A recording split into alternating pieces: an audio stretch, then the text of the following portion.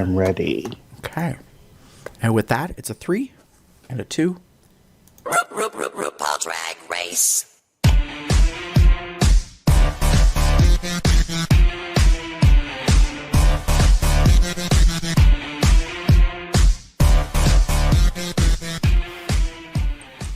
Hey, kitty girls, it's Sunday, April 25th, 2021.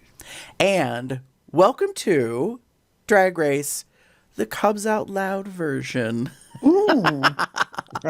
It is season 13, episode number 16. Because, mama, it is RPDR grand finale. Finally. Agreed. So about the title, we usually just call this finale, and sometimes it's called grand finale, and weirdly in iTunes it is being called the RPDR grand finale. I have no idea why. I'm like, bitch, we already know it's RuPaul's Drag Race. Why do you have to call it the RP? Anyways, there's like, I don't know if that was an intern issue or what the story is. So speaking of intern issues, we ain't got none. This is a 2-person operation, so that's just the way it is around here. Even if you wanted to be our intern, I'm not really sure what we could offer you, because I'm in one state and my co-host is in another state, and you're probably going to be in a whole other state. So, you know, we ain't got no like funds to offer. But Stop popping. Yeah, fuck it, man. anyways, for those of you that don't know who we are, my name's Gary, and with me is... Hello, everyone. It's Damon. Welcome. So as you, if you're actually watching us on YouTube, you can see that we got a little glammed up for today because, you know, we're discussing the end of this season number 13. I put on a fucking lip for y'all. Listen to you. And we appreciate it, girl. This is the season that'll never end. But it has ended. It has ended, and I saw a really funny quote. Someone tweeted, was it, which bitch was it from this season? Was it Denali? Was it Elliot? Oh, Elliot? The one that said, like, how was it phrased? Something like, and the piece comes back to the workroom and we start all over again. Is that the one you're thinking about? Yes. It was like, oh, you wanted a twist A. Season 13 starts all over again. And I was like, oh, hell no. No. That's why they haven't said anything about, All-Star 6. We're going to start the whole fucking season over again. No. No, ma'am. No. And we'll talk about that. We will get to that later. Okay. So you ready to jump into the first section of the show? Racers, start your engines, and may the best drag queen win. I just realized she didn't say that. Yes, she did. Does she? Yeah. In the finale? Think so. I think I missed it. I think so. I just watched it again right before this, and I didn't remember her saying that. But I was too busy looking for other things. Maybe.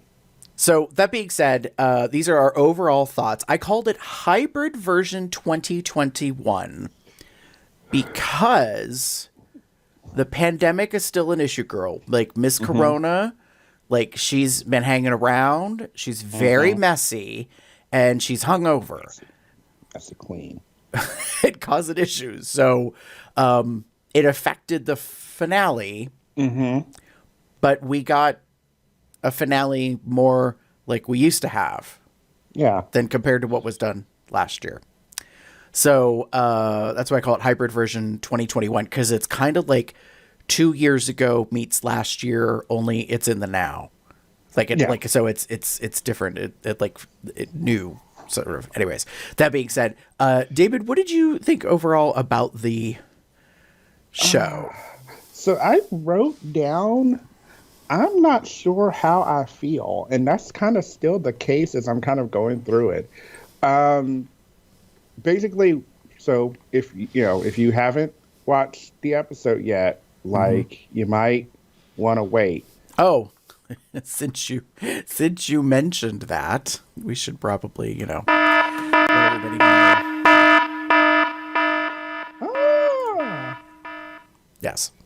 Yeah. If you are just coming to the show and you, for some reason, did not see the finale in the past, like by the time this airs, 72 hours or further out, first of all, I don't know how you don't know what happened during the episode, let alone who true. won. Girl, like, and here's my usual thing, and I will say this in the nicest way I know how. World of Wonder or whoever, like, if RuPaul's Drag Race are all of the people, they will spoil themselves. Like, within like an hour of the episode ending, like, you get the final lip sync for your life. You get our lip sync for the crown. You get a video on like who won. You get all of this shit, and it's just like, I mean, Mama, like, can you give somebody a second? Like, what if I was in the bath? Like, Right. I saw some people who were complaining. They were like, spoilers, like on other queens' tweets who are congratulating who won. Yeah. And I was like, okay, I understand this whole culture that arose a couple years ago about spoiling things online. And there is a theoretical timeline, but here's the gig. It's the finale, and ain't nobody gonna sit on that. Like, no. Like sitting any other week to stay quiet for like 24 hours or whatever it is, like, might be doable. This is not the Sixth Sense, children. Like, there's the world is not gonna like hold the secret for a while and let everybody else discover it. It's like, no. Yeah. So I hear you. I mean, I messaged you because I actually watched it live. Yes, you did. In my own home. Ooh. Because here's a little tidbit for everybody. VH1 will let you get a free 24-hour one-time pass. Ah. So I signed up just so I could watch the finale live streaming, and it worked. The problem is I didn't discover this until after it had started airing, because I was checking YouTube, live, Twitch.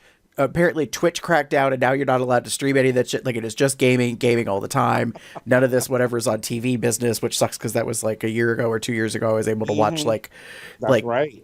So I was like, well, okay, this sucks. And I was trying to figure out a way. So I actually literally Googled, how do you watch RuPaul's Drag Race finale live?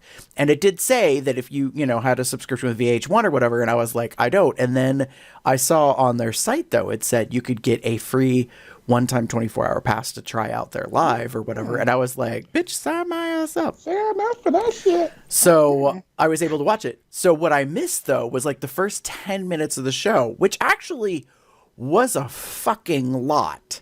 Yes. Because we're going to get into it in a little bit, but I didn't know a bunch of things happened at the beginning of the show. And then after I watched it all the way to the end, and I know who won, and I had messaged you when like we were in the last, like, what is it, 15, 20 minutes to half hour. I was like, are you watching this live? And you were like, actually, no, Jim and I are like on, like, out and we're heading home or whatever. Yeah. And I was like, so I was like, okay, turn off the internet. Like, yes. Do not look at anything. Yes. Because we had started talking just briefly, and then all of a sudden I was like, oh no.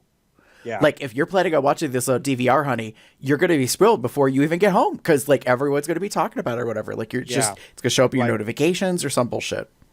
So I intentionally, to kind of get back into it, like when we got home, I put my phone down. We had dinner. We were like eating like those burgers or something. And like I put my phone down, I literally turned it over on its screen face down and put it away while we were gaming beforehand. And like while we're gaming, I knew what time it was. I was like, well, you know what? You probably better not like don't go to Twitter, don't go to Facebook, don't, because the minute you do, yeah. And I was very fortunate. I did not get any spoilers, actually. But then again, I watched it that evening, just a little later. Well, to be fair, in all transparency, I did give you a spoiler. Yes. At the end. But as sister to sister, I let you know one very key, important piece of information, because I at least felt if you knew that, you would probably enjoy watching the finale. Yes. So, back into, like, I don't know how to feel about it. So it was kind of this hybrid, like you talked about the hybrid. It was live-ish, but there was no one in the audience, yet they were watching it. I'm going to assume they were watching it live. Because it's, okay, so editing is a thing, y'all. We know this to be true. There were never any, I'm just going to put it like I see it.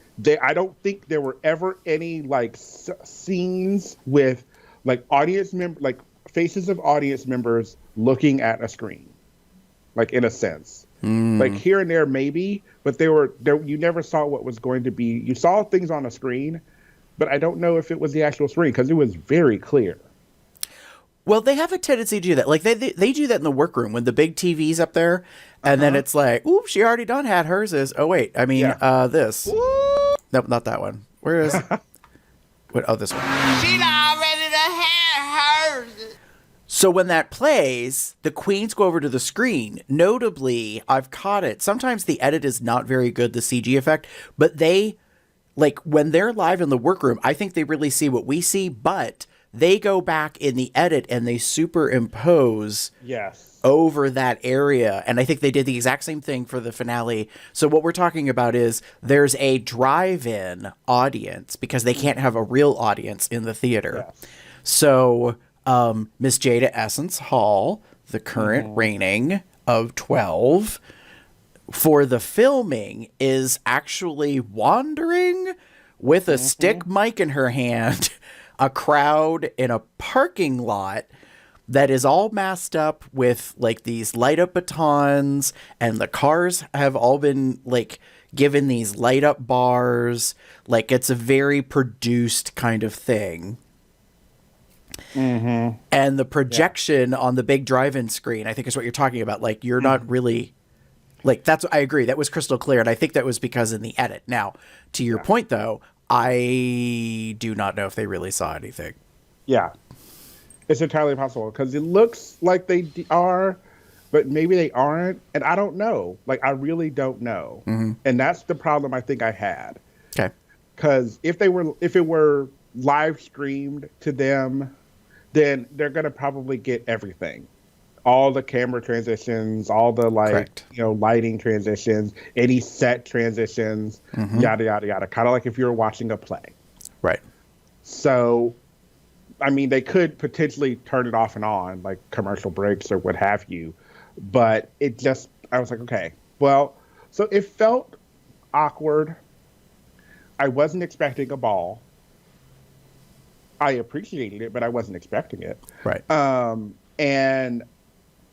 And then we kind of get into it. So essentially what we get as an episode is, for the most part, it's the queens, the top four queens, RuPaul, Jada, and Heidi. Correct. Like, and the dancers. Like, we can't forget the dancers. That's all that's allowed on this stage, as I kind of think about it. So and this was the part I think that was bothering me just a little bit. We didn't get Michelle, Carson, or Ross. You're right, we didn't. Yeah. And that's sad because I didn't even realize that.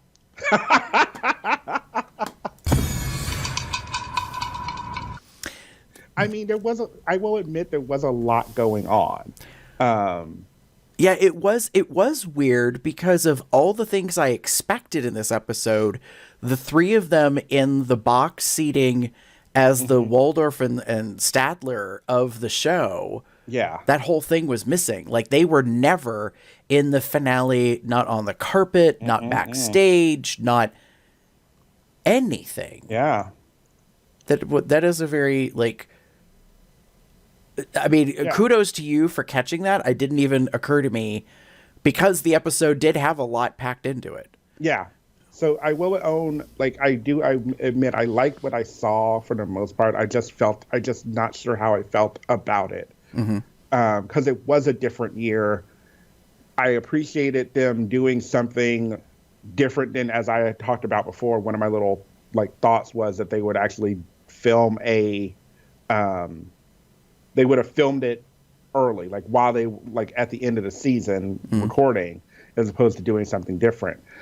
And I could have seen that being a thing, considering all the queens were all there and it was quarantined and everyone was there. So maybe they could have done it then. But I appreciate them doing this instead. Because at least it's something. Yeah. What about you, Mr. Gary? Well, similar to you, I said familiar yet awkward. The overall arc, the overall format of the episode was like the old finales of like 2, 3, 4 years ago. Theater, production, dancers, videos from home, like interview segments, 3 rounds of lip syncing, Rue like being the judge from the audience perspective on like a bar stool like chair or something.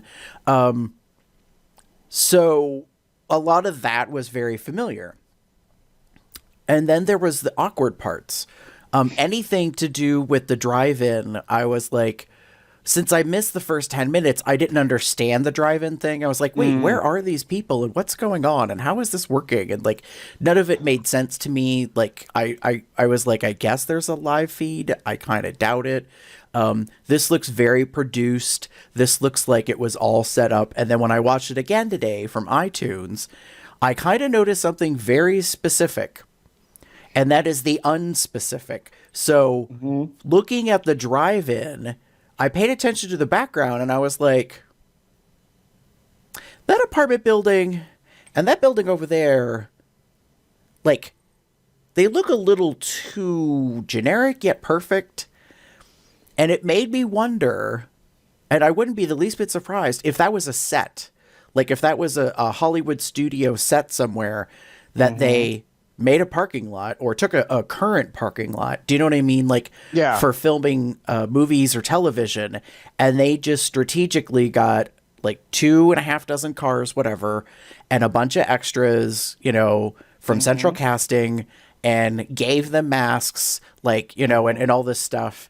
Because and handmade signs, right? Yeah. Like they all looked like RuPaul Drag Race fans, but I'm not sure if they are. Or they were all masked the entire time. Which, while the messaging is good, is awkward because, bitch, if I was out at a drive-in and I'm sitting on a car and other people are all with their cars, I'm not wearing a mask. I don't need to wear a mask. Like if I'm in my bubble and like someone's with me and they're vaccinated and we feel comfortable, we're both not going to be wearing masks. And I don't recall, except for the Bounce Bubbly dude that Jada references as the sponsor, I don't recall anybody drinking or eating. And girl, I'm sorry. If I'm going to a drag drive-in event, you best damn bet I'm going to be sneaking some snacks and some other shit in. Like we've seen, like I have seen, so funny aside, there is a hilarious TikTok and it is Asia O'Hara on stage, I'm assuming at a drive-in or like a live show that's outdoors, whatever it is, but like she saw these people in the audience. She's like, what's in that cooler? and they don't say anything and they don't yell anything. So she literally goes off the stage and comes back like around and she still got her fucking microphone. And she's like, what's in that cooler? And they finally show her they got Funyuns and she's like, they still got Funyuns. And she like grabs the Funyuns and she like walks off. And it's just like, I'm nice. Like, yes. It's hilarious. It's but again, like you said, like if I'm going to a drive-in and I can like if I could bring my own fucking food, like right. Best believe I've got a cooler with I'm an adult, so but maybe like some wine, maybe some just alcohol, like Smirnoff or whatever, and some food, like because I don't know how long we're gonna be. Right, and that's the other thing. Like, we're not sure how long they were there for filming. Like, you made an excellent point about, like, if they were actually there for a real live stream, like, closed set of what's happening on the theater stage, then they'd be there all damn day. And actually, I wouldn't be surprised. I believe, according to what I read online, that theater was booked for 2 days. So I wouldn't be the least bit surprised if part of the finale was recorded on one day and then the rest of it was recorded on the second day. So because the opening sequence, the four queens didn't get to see. They knew nothing about that, it appeared, the way they reacted. And the four queens lip syncing the tribute song seemed like there was a whole new element this year, including the opening number. I mean, there was a bunch of things that were different this year. So and I didn't necessarily think they were those in and of themselves weren't awkward, but there were some moments that I'll talk about more later. But so overall, familiar yet awkward. Like I will say this. I think it's much better than last year's living room finale thing. And I'm not criticizing last year's finale. I'm just saying it was markedly much better. Yes. And I appreciated that. Yeah. I will say I appreciated that we got to see them like doing the lip syncs together.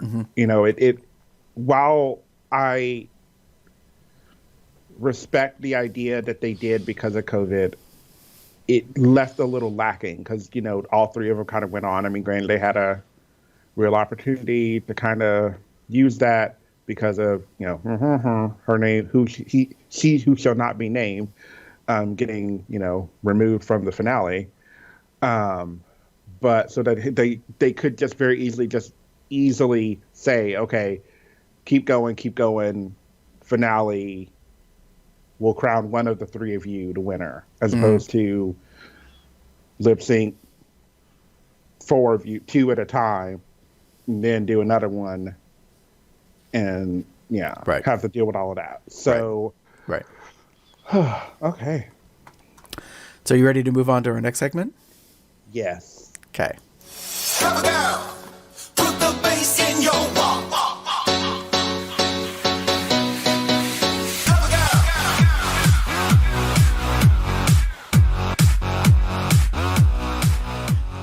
All right, children. So now we're going to stomp the runway. We're going to talk about all the different categories. We're going to talk about the looks of the season. Speaking of looks, voila. Oh, look at us. Well, you know, because a moment might come up and this might be appropriate. So, you know. Yeah. I mean, queen. There's that. Do I have the one that goes with that? This is probably the most appropriate. Fuck you, and fuck you. Yeah. Yeah. There's all that. Love you, Heidi. Yeah. So I want to and I have these all in a certain order, but I just realized I should probably move this one up first. Yeah, because we're going to talk about the ball looks. We're going to talk about a lot of looks, and we're pretty much going to stay in this format for the rest of the episode, or most of the episode, because we're going to talk about a lot of visual things. And I had the time available to kind of like put some stuff together, but I don't have everything captured as an image because, as I was saying in the pre-show, our patrons know I was bitching because Apple's a pain in the ass, and like VH1 is difficult to screen cap. So there were 3 categories, and thank you, Gorge, for writing them down because I didn't catch them. This is what I missed was the ball stuff. So there's a black and white, red all over, and a grand finale eleganza extravaganza.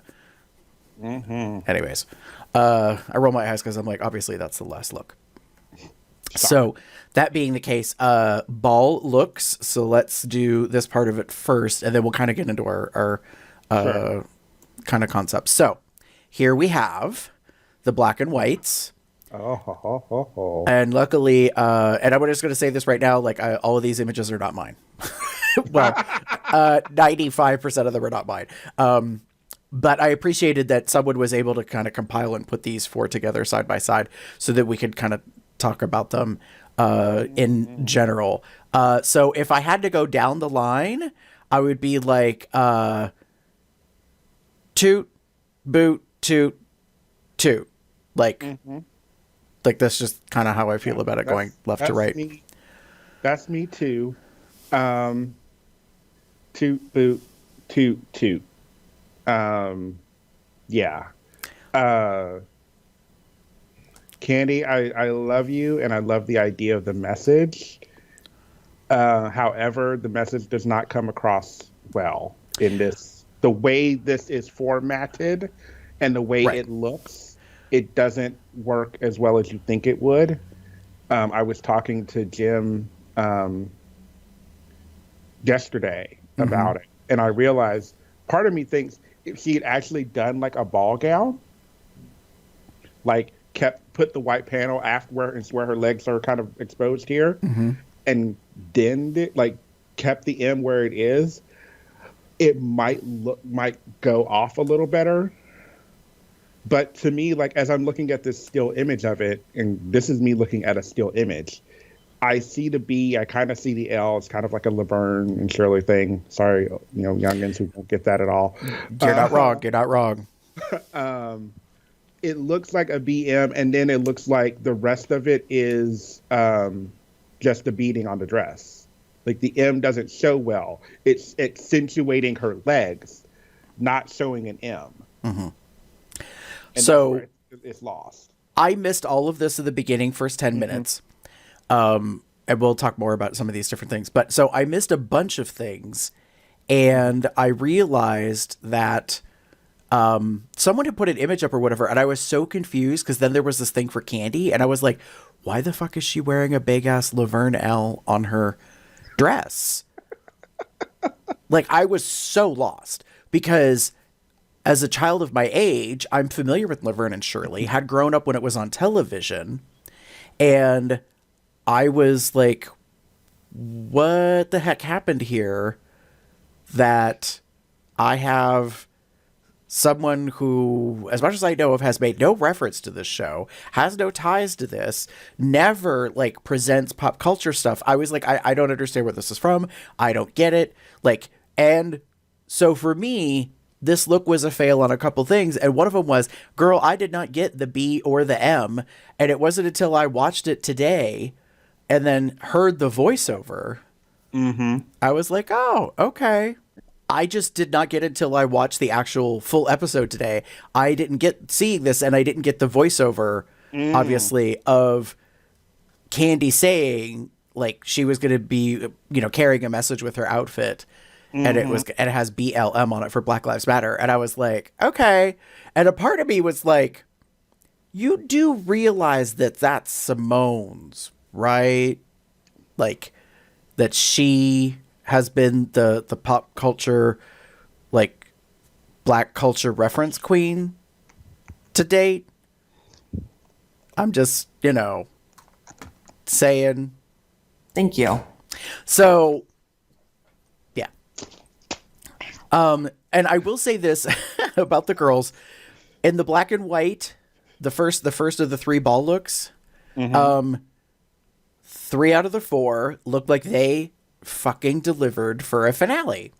And one of them, while this is one of the better looks that you've had in the entire season, this actually looks like it should have been more of a regular runway look than a finale look. This could have been a fascinator look, considering what you got like right there in the little, like, it wouldn't have been fascinating, but still. Yeah. Okay. Red all over. You go first. Or do you want me? Because you went first last time. You can if you want. Let me go. Yeah. Okay. So, toot, boot, boot, toot. Okay.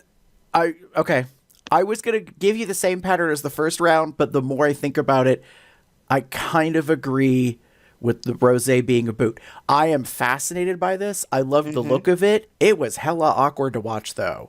Like her, like it being off of her feet and onto the floor. And her weird stepping, like trying to walk in it.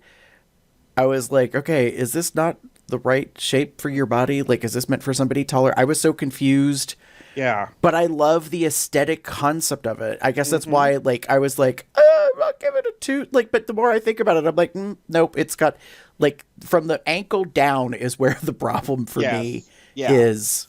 Like, I don't get that. I don't like that.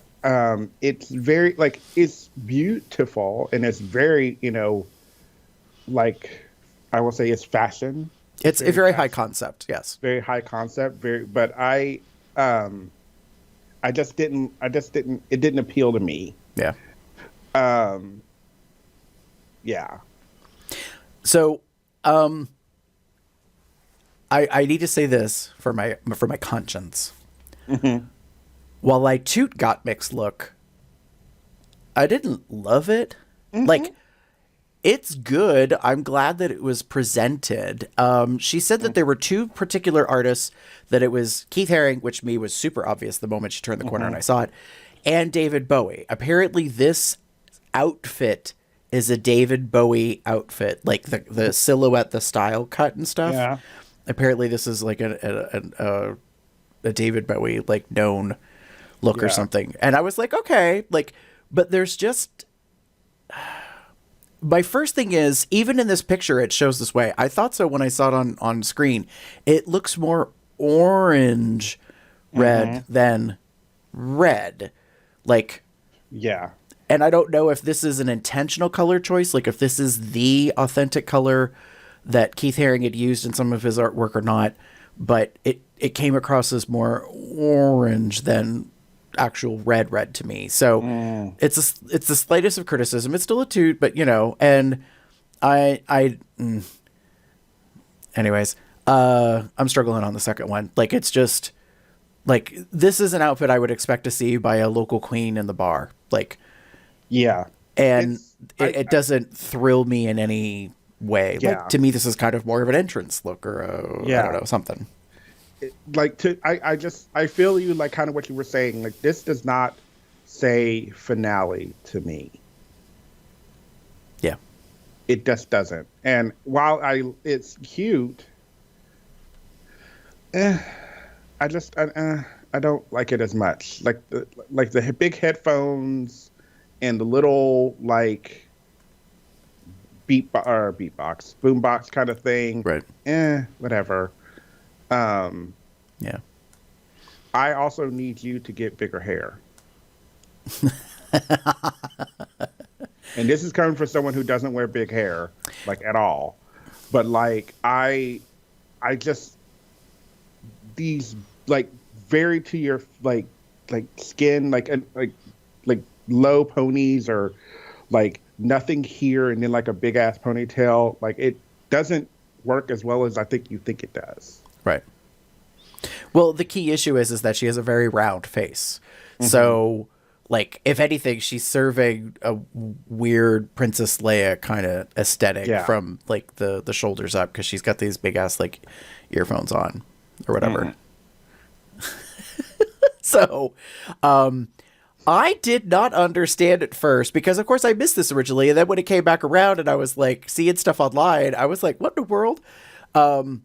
Miss Simone, you in the House of Avalon, like, y'all may be from Arkansas, but I think you're all smoking legal in California, because this is really starting to push the envelope of, like, not that it isn't creative, and I don't have a problem with it, but I did not understand or catch at first that the entire dress is dripping in fake red fingernails. Yes. I just thought it was a fringy dress. Like, I was like, oh, no, it's kind of cute. Oh, that's cute. And that hair is wild as fuck. Like, I was like, what in the world am I looking at? I am not the biggest fan of the hair. I think it's cute that she has the ponytail literally held by, like, hands with the red nails on them. Like, I think that's hilariously cute and funny. However, like, the dress, love. The idea behind it, the whole, like, I bet that dress is heavy. I bet that, well, maybe not as heavy, but I bet it's heavy, and I bet it's loud. Yes. Yes. And I'm not talking like Like, oh wow, that's a very busy pattern. No, I'm talking like, see, you could hear her walking in this shit as those Clickety nails, clickety. like, all over the place. Yeah. Yes. I mean, I will say that I appreciated that from the very tip top to the very bottom, the nail aesthetic was carried through. So the hair, as crazy as it is, has these two black hands with big red nails holding the ponytails. And then the whole dress is made out of red nails, and she got long ass red fingernails on her hands and her toes. On her toes, curling over the sides of the pumps. Like, okay. Okay. So, y'all also know there had to been some kind of transition time between them getting into the black and white outfits to getting into this. See, this is part of where it could have been on day one. Like the three balls and the musical number, and them being in the audience, like all of that could have been day one to space things out, especially knowing what it takes for production. I should say, presuming what it takes for production, camera changes, background, set changes, breaks, craft services, lunch, like you name it, like it eats up a day. So it could have very well been a 12 to 16 hour like filming recording day. You know, and late into the night, but, you know, they would have gotten a lot done in the first day, and then they had a lot to do the second day. So, yeah. So that's the red look. Are you ready for the last one? Yes. Okay. Grand Finale Eleganza Extravaganza. This is where I came in? Yes. Possibly. I don't think I saw the other two. I only saw these looks. And I saw Gottmik, and I nearly passed the fuck out. I know, right? I was like, shoot. I was Yes. like, this bitch came to steal Violet Chachki's crown, and then some. Like, Yes. and Sasha. And, like, I mean, she just... This fucking look is just raw, like breath fucking like I don't have the words to describe how amazing this looks. Like, I don't know who made this. I could probably find out. You probably because you're good at crediting shit. Like, but like it is just so, like, the concept is so amazing. The look behind it is great. The design, the effect, the look, the framing, the style, just like I want to fall out of my chair. Like, Jesus Christ! Like, It that is shit. It is the perfect epitome of a non-existent Disney villain. Like, it is structurally so sound and silhouetted. It has peaks and valleys. You know, it's gorgeous. Like, I just I was like, but what in the hell is she wearing? Yes. Like, yes. What is this? Yes. What is this? And speaking of what is this, number two. Girl. Y'all. So there has been this comment many times over. Even Bianca has kind of made reference to it, I'm pretty sure, in the past. There are times that you wear the clothes. There are times that the clothes wear you. Blink, blink. This outfit is way too big. It does not look good. And I vaguely remember hearing this. Did you see Trixie and Katya's pit stop? Katya says something interesting, which I had forgotten about. And I vaguely recall that it is considered bad luck, like kind of an urban legend, like, you know, belief system to wear peacock feathers. On stage. On stage. And girl, your headdress isn't that good, and like your feathers, like peacock feathers, while they're gorgeous, they are very delicate and wispy, like very thin, so they're difficult to incorporate or to utilize.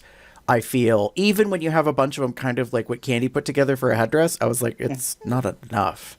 It's It's different.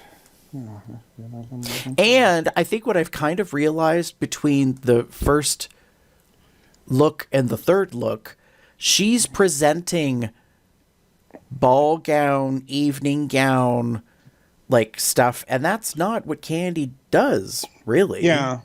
So Like I think that's also a bit of a Yeah. This thing that I'm was- having an issue with. like you said, it's very big. It's cute. I like the color scheme. I like the pattern. I like the idea behind it. I'm not a big fan of the headdress or fasten, whatever you want to call it, the hairpiece or headpiece. Again, because of the peacock feathers, it just doesn't work so well for me. But I noticed, this was an image grab that you had to find to kind of get the idea, or whoever did this to kind of get this bigger look, to kind of get as much of it in as you possibly can. But as I'm looking at this picture, I don't see Candy. If that makes sense. There's so much here, Right. that Candy gets lost. Yeah. Agreed. I'm still mixed on rosés. It's a toot, but it's a struggle for me. And here's why I think. And it just occurred to me in looking at the outfit. Maybe I would have changed the silver thigh-high boots to black. Because they match too much with the train that's lined with the white fabric. There's silver, and the silver green are the colors. Yes. Predominantly. And the legs, I'm I get that it goes with the gloves, but there's just a lot kind of going on. And so I'm sure it's gorgeous in person, but on film, I was ooh, that's a lot, girl. I think it's cute. I like the idea behind it. I will admit and this is just me being why did you go with the green when you've always done this very pink thing? You've always been rosé, you've always been pink, you kind of all this thing. I understand you maybe wanted to do a little something different, but this feels very often. Maybe when you explained it, maybe I missed something. Kind of like Queen of Scotland, I think is what you said. Right. So maybe that just doesn't work with the time frame or whatever what you conceptualized when you made this came up with this look, or whoever came up with this look. I like it. I thought it was whimsical. Was it my favorite look of the night? No. Right. But it was cute. I don't mind the silver boots so much. I agree that maybe if you had done something a little different with them, I would have preferred maybe putting the green in the boot as well. Okay, that's fair. Yeah. Help pull the color down some, yeah. And then we get Miss Simone, who is serving the Ebony Medusa version of Wonder Woman in both Grecian gown and Goddess Warrior in gold. It's this really wild amalgamation, blending together. And I was ooh, okay, girl. Yeah. No doubt about it. You made a statement, visually, and I like it. It's something. I was what am I I guess my favorite part is that there's a lot of things to look at, which sometimes is problematic because you're ooh, that's too much. That's busy. Right. Too busy. But I like this. I don't love this. That's fair. I thought it was very, very. I thought it was very nice. I think it looked really well. I got the idea. My main concern is, and I'm going to say this now, it's the wig, the hair. The hair. I got the idea. I get the idea behind it, but I noticed, and I'm sure maybe other people noticed, it was very weeble wobby on your head. And I get it. It's up there, and there's a lot going on, and it's probably pipe cleaner, coat hanger, whatever the fuck up. Like I know it is very structured Right. up there, but it's the way you were moving around, especially like during the interview. I was so concerned that it was going to fall off of your head. That's but fair. you made it through. It worked. It's good. I think it's cute. I just don't love it. That's fair. Yeah. I mean, I kind of agree with you. Out of the four, Gottmik is a shoot, Candy is a boot, and the other two are toots, but like Hesitant toots. like hands down this round, Gottmik gets it. Like Oh yeah. even the rest of the judge would give her points. So yeah. So let's move on to the cast looks overall. Now, Okay. I just realized I forgot to get this in here. I did have a screenshot of Rue in the opening number. So let's talk briefly about that was the new element. Mama Rue opens the whole finale with a musical number with choreography, air quotes, choreography, with backup dancers. So, what is it? New friends gold, old friends. No, new friends silver, old friends gold. Yeah. New friends silver, old friends gold. I wrote that down. It's a cute number. It's not a big bop, but I will say this. Without a doubt, Mama, like, delivered, like, in case y'all forgot, 30 years ago, this bitch changed the world because she served Glamazon. So she comes out in a classic 90s big ruffle jackety, like, you know, bit. Yeah. And, you know, it's very Diana Ross, which is one of her, you know, idols. And eventually the dancers do remove, you know, the big champagne fluffy, yeah. you know, loofah, whatever thing, and, you know, and she looks gorge and she is cinched and she is showing off the legs that she is known for. I mean, like, it was a great look. Some people were already given shit because she wears the wig at a different time. We'll get to that in a little bit.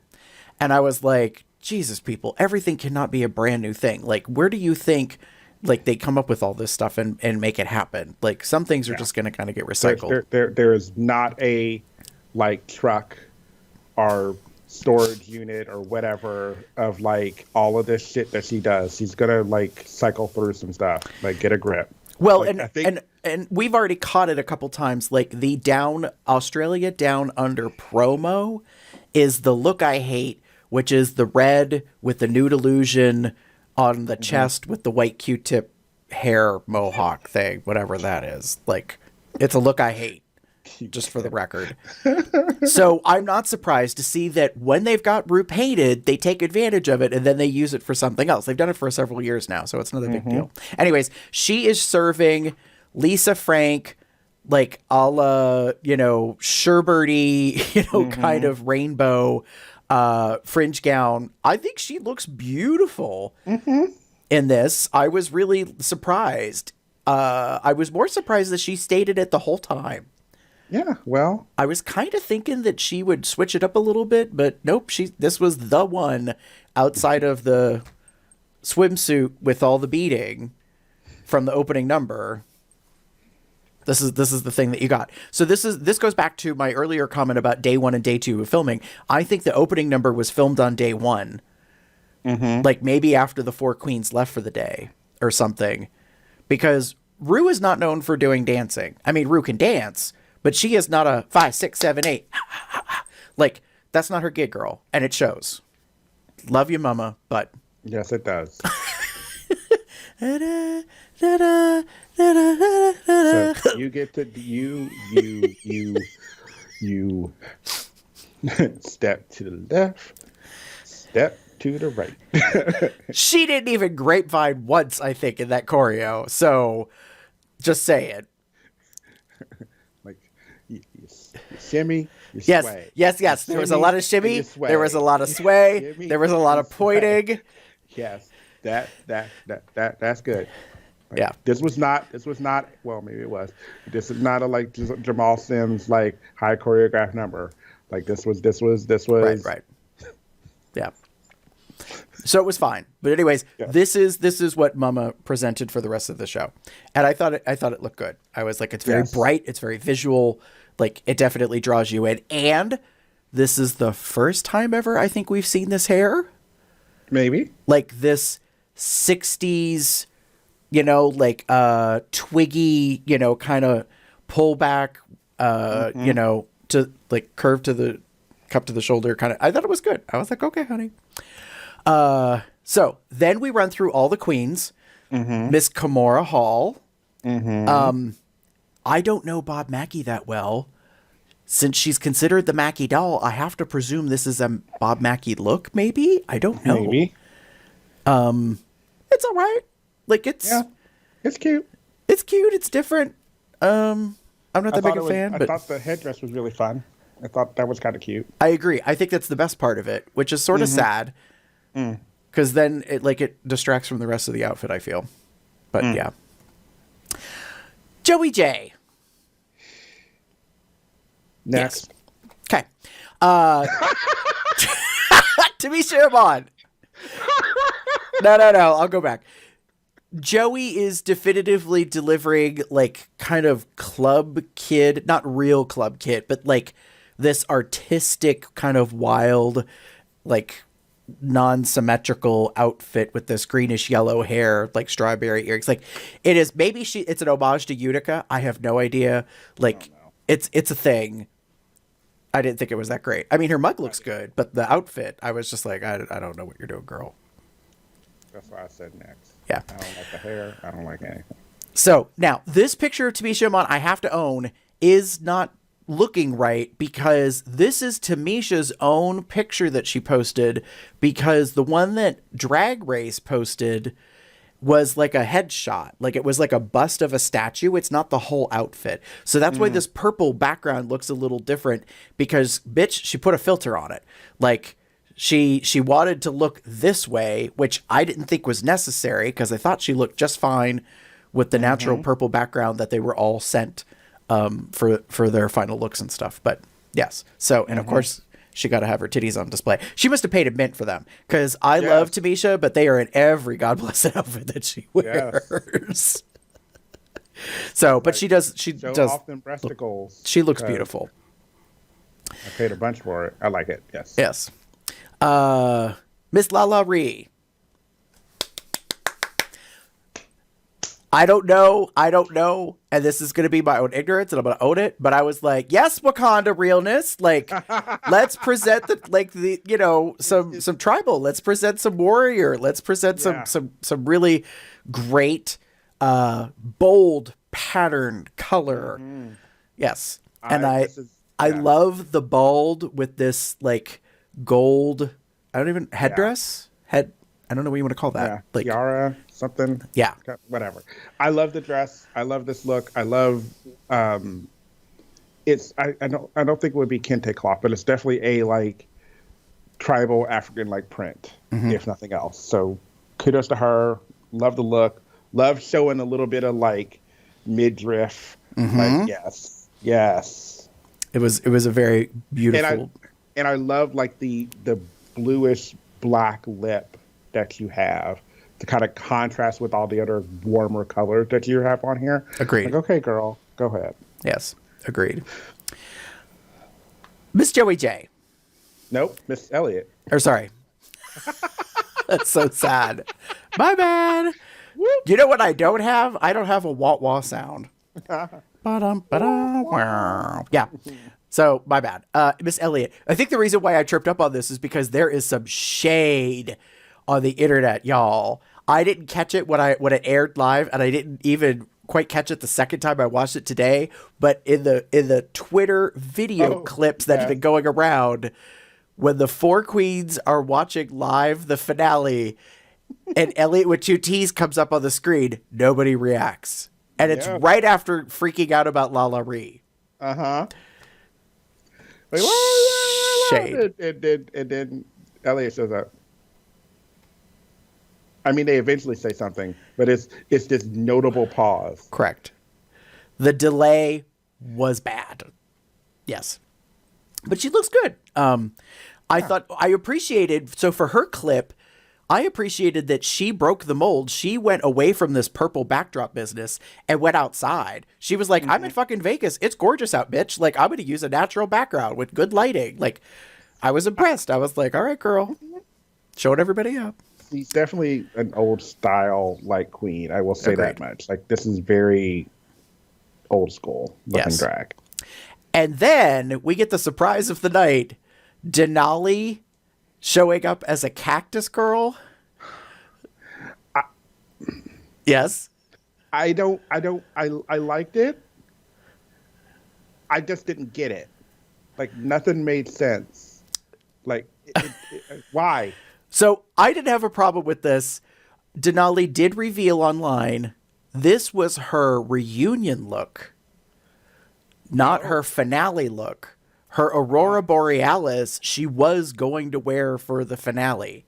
But she said there was a last minute thing that came up when they went to record the reunion that she went with this and like she flipped them and she wore the Aurora Borealis. Yeah. Instead, and then this is what showed up in the finale. I honestly like it. I think it's fun. It's cute. Yeah. Like, it's definitely different. I'm also very confused. I don't think I have a picture in here of Heidi, but someone referenced that Heidi and Denali were evolving Digimons. Yes. And I didn't understand because the characters they were compared to, I was like, yeah, but they don't look that much like the characters. Yeah. Like, I don't think that's what they were going for. No. But I definitely think botanicals was like part of the theme in that case. Miss Tina Burner. Honestly, I'm not mad at this. Like, it's not the best thing. What's hysterical to me is that she's in a red gown because everyone kept commenting on the reunion how beautiful she looked and she was just in a black sequin outfit. Like, so I was like, yeah, I think if you had delivered more of this during the season, like, people might have aesthetically appreciated you. Yes. But I would have preferred this, like, deeper, darker, richer red. This ruby garnet, yeah. Yeah, than what we got on the Valley. Like, that red, that fire, like, truck / like, no, bright neon. I don't even think neon, but that bright-ass red, no. This kind of sultry, muted, like, crimson, yeah, like, that's what I would like. Like, I like this overall. Yeah. And then this bitch shows up. Who it is? Who the fuck is this? Thank you. Like, so this is what happened. They were getting ready for the finale, and Utica said, Fuck you, and fuck you. She did! And this isn't even the real final look. Have you seen the other version of this? So she is wearing this gorgeous, like, I don't even know what I want to call it, like, full bodysuit to the hip with the biggest ball gown, like, bell flare. yes. Like, it is so gorgeous and so silhouette, like, eye-catching. And the crazy thing is, this isn't the final form. There's another whole piece that comes with it, which is a red heart that's like got sequin strings, and it's like it attaches to the dress, and yet it's like 3-dimensional. Girl, like,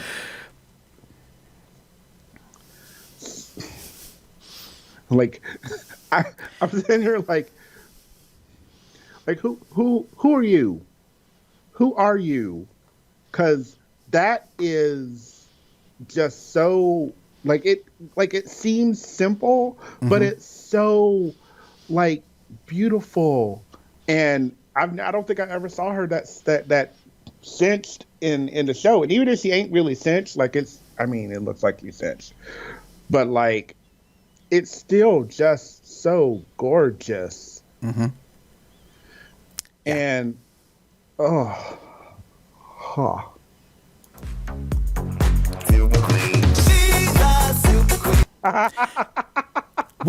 more is there to say about this? yeah. Like, Utica done snatched all the wigs. Like, Yes, this but to he's wearing something. But to me, this is evocative of Sasha Velour. Like this artistic, so well crafted. Like the moment this came up on the screen, I was like, "What the fuck is that?" I was like mind blown. I was like, "God damn it! If this had been a real finale, like in the past, and she showed up on the stage, like for her entrance as one of the queens, the audience would have lost their shit." Yeah. Would have taken her like 12 minutes to just walk down the stage. That's very true. That's very true. Oh. Yeah, this was definitely a serve, honey. Speaking of serves, Yes, bitch. Olivia Lux, I'm telling you, like she living this like orange draped like fantasy with the big like, you know, brunette hair, and like it is definitely a flavor of Grecian goddess, but like more contemporary. Girl. Yeah. Like, yeah. Yes. It was definitely another one that like served right up there. I was like, okay, girl, like you're going for all stars. Like there's no doubt about that. Like, you're like sitting there like where's my call? Right. Where's my All-Stars call? Yeah. Because look at and it's just such a pretty color, and it's just so the draping and just how it just fits so fucking well. I agree. And just that peak of the leg, just yeah, she did her homework for the finale. Like, and the fact that it's kind of like, I'm assuming it's connected to this like backdrop that you've added. Like she was like, oh, you gave me this purple thing for a backdrop, Mama. I'm gonna give you my own backdrop. Like, and thank God it corresponds with the purple. I mean, yes. Yes. No, it was definitely a good final look. So those are the looks. So David, just in terms of the runway stuff, like what did you like for what we've discussed so far? Yeah. I think both of our comments can be relative to that. So what did you think? Yeah. So I put down, where did they get the coin? Like where, like this would, these like Right. girls came to the finale ready to like just slay. Like we just saw Olivia and everything else, and those are just like a couple, but like got mixed, like eleganza look, like Jesus fucking Christ, and all of these other like just beautiful like gowns, like how did y'all get this coin? Right. Because like we couldn't really perform much during the pandemic, y'all. Right. So, Yes. but kudos to y'all for finding and getting these together, because I'm floored. Yeah. I am floored because unlike the previous seasons, like let's just, this very much was reminiscent of, the earlier seasons finales where the queens have come back and they've had like a year to like grow and do stuff and keep touring or whatever. And you get like these glow ups. Everyone fucking blew up in this finale, in these looks. I was flabbergasted. I was floored. I loved it. There are some looks that we didn't like from like the top four kind of thing, but that's a given sometimes. They had 3+ looks to come up with. So yeah. I hear you. I agree. What about you? I said everybody was serving mostly. And we kind of just like, went through the whole casting, so to speak, and what everybody was wearing up to this point in the show, I should say. We're about to get into the lip sync stuff. So, but that was definitely a thing. Okay. So I would like to talk about the rounds. I don't have all of the stuff. But so they do the Wheel of Mystery, whatever. This was another one of those awkward moments. So RuPaul has Cory Booker on for a video segment. And apparently they're actually blood related to each other. Like, at first, it's kind of played off like it's a joke, but I guess it's true. What was weird to me, though, is that Corey's like, you already know the rules. So he just goes on this whole thing about congratulating everybody and do the best job you can. And I was like, that ain't your job, honey. no, but I was confused. I was like, but the whole point of him being on there was to talk about the rules. And then he didn't talk about the rules because he said everybody knew the rules. And I was like, we do? Do we? Like, did you read the paper? Did you look at the list? Did you know what you're supposed to say? Yeah. Or were you just winging it? I don't know. Right. Who knows? So, that being said, I want to jump to congeniality. Okay. So, I don't think I don't want to show it too soon. I don't think I have a picture of Heidi, but I thought Heidi looked gorgeous. I immediately got the reference, but I don't know if everybody did. I immediately got the Tu Wong Fu reference because she's walking around with this big ass leaf in her hand, and the finale of Tu Wong Fu is them finally arriving at LA at this big competition, and Vita and Noxie are dressed as flowers, and they have these huge fronds that they're like fanning and everything. And I was like, oh my God. I was like, that's so great. Like, that was what I got out of it. I don't know if other people did because Probably like not. it's because it's roses, like, and there were thorns. I just thought it was very, very cute. So Heidi shows up as Miss Congeniality to reveal who is the Miss Congeniality of the season. And we get the reveal. Ta-da! Miss Lala Ree wins the $10,000 prize from Olay Body. Yes. Oh, that's a pretty picture. Go ahead, Miss Lala Ree. I mean, it's the same picture. Yes. But this is anyway. her promo of her look for the finale. Amazing. Like, I will say, so again, like when I was thinking about Miss Congeniality, my head went to Olivia because I thought, like, overall, I agree. like, she was nice, but realizing that some of the girls were kind of like, I mean, they called her a polite diva for a reason. She was still a diva. So maybe maybe she's not as congenial as we like to think, even though she's really cute and nice, like, and sweet. Yeah. So Well, there's 13 queens competing, and in theory, you can't have a tie. So it could have been a 7-6 split. And if you're not allowed to vote for yourself, then you have to vote for another queen. So it could very well have been pretty close between Lala Ree and Olivia. I don't know for certain. Notably in the video of the live like cut of finding out who won and the top 4 queens being together in that little like set up mock lounge thing, and they're watching the television, both Gottmik and Simone said that they voted for Lala Ree. And Candy and Rosé don't make any reference, so I have a feeling they voted for somebody else. I don't know, but yeah, it's possible.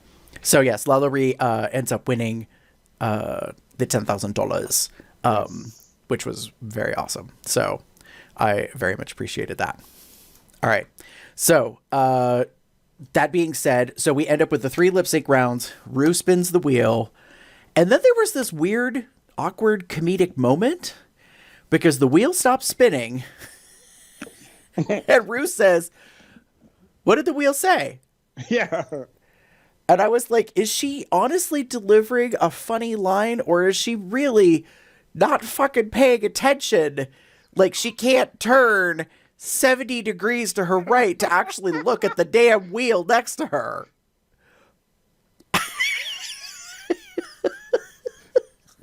Rue. Hold on. There you go. Like, right, did you need like a stagehand in black to just kind of be behind her and just kind of grab her by the hips and like pivot her? Like, I don't understand what was wrong. I don't either. I thought it was funny. Like, I mean, the four queens kind of laughed. They were like, but I think I would have laughed too, because I would have been like, what the fuck's going on around here? Like, bitch, like, just look at the wheel. I think I felt it was probably a little out of nerves more than anything else, because this is kind of it. Uh-huh.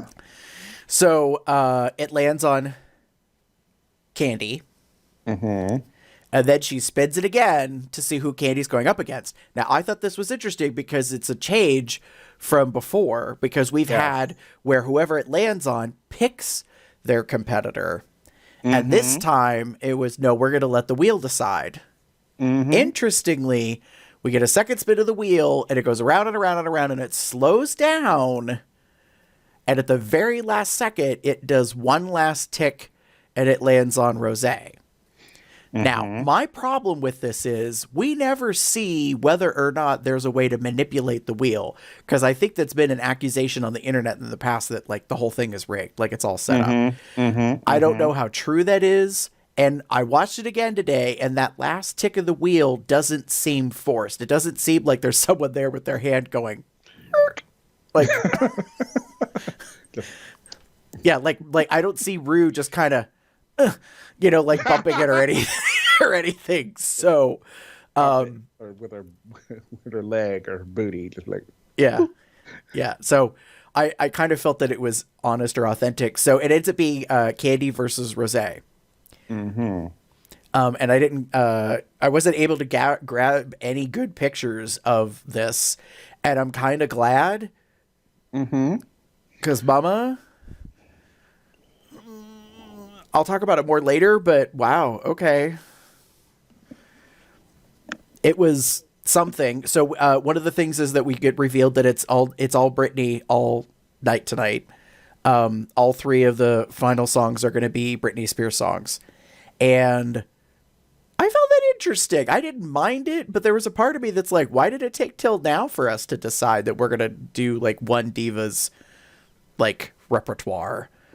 Well, in the past, like when they did, wait, did they do Whitney for all one with Shay, with Peppermint and Shay, and yeah, that was all Whitney. Okay, I don't know.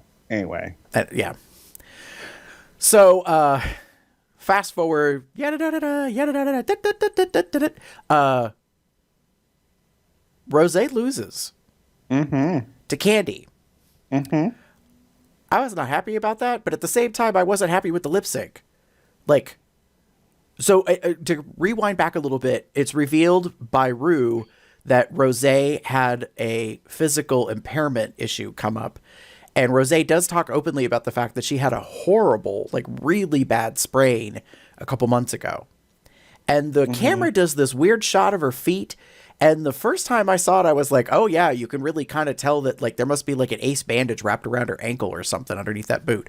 But then the second time I watched it, I was like, actually, no, like that doesn't look all that different than her other ankle.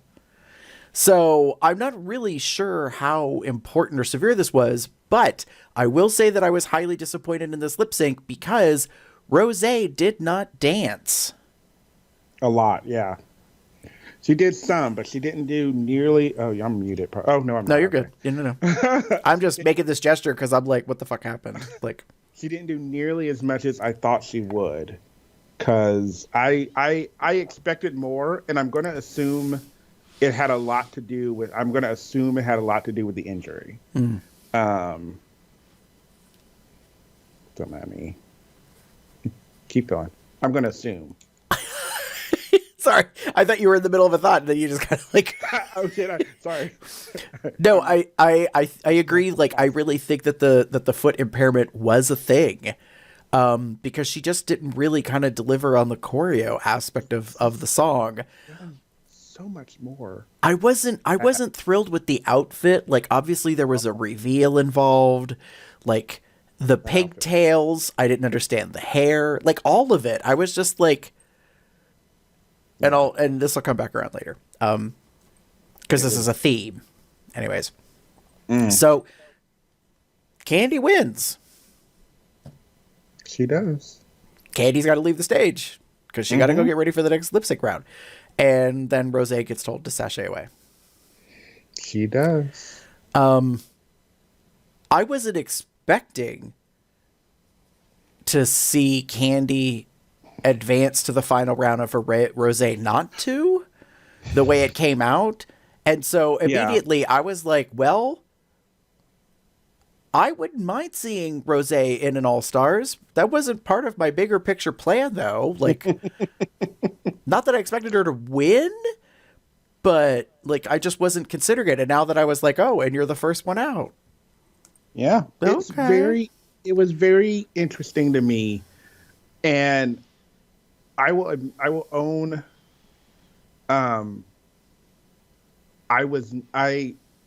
Okay. We've talked about this. I'm not Candy's biggest fan. I will own that. Right. I will admit that I'm not her biggest fan. But I will say I really appreciated her reveal. I thought that was all she was going to be wearing, and I thought, okay, because the whole idea of reveals has been done, right? Yada yada yada. Like, okay, so maybe she's going to just play against the thing and just be like, this is what I'm bringing, this is what I'm wearing, and just love me for my talent, right? And what I got. So I was a little surprised by it, and I thought it was a very cute way to do it because while it was yet another leotard under a leotard, the fact that you could kind of see the leotard through the covering was kind of cute because it's rainbow. It was a very rainbow kind of like strip pattern. It looked like, and when she had the white and the ruffles on top of it, you could. I mean, it's not sheer, but it wasn't opaque. So you could kind of see it a little bit, or it looked like the lights are hitting the like rhinestones on the thing. So it kind of looked that way. Maybe that's what it was. Either way, it looked like it was showing through, right. And it kind of worked for me. I like that idea. I like the premise. Hair was there, but it just surprised me a little bit. But again, it made sense. I hate to say it, I was expecting more from Rose. I didn't like that outfit. I didn't like that hair. I don't know what was going on when she came up with this concept, but it didn't land. Yeah. Yeah. So, yeah, that's the first round. And then we go to Simone and Gottmik. And that really kind of cracked me up because, yet again, someone took a picture of the four of them side by side and was like, gee, I wonder how many reveals there will be. I mean, it's not as bad as Aquaria in the, Jiffy Pop aluminum, outfit. But yes, like it was kind of obvious that they were all up to something in some fashion. So it's Simone versus Gottmik.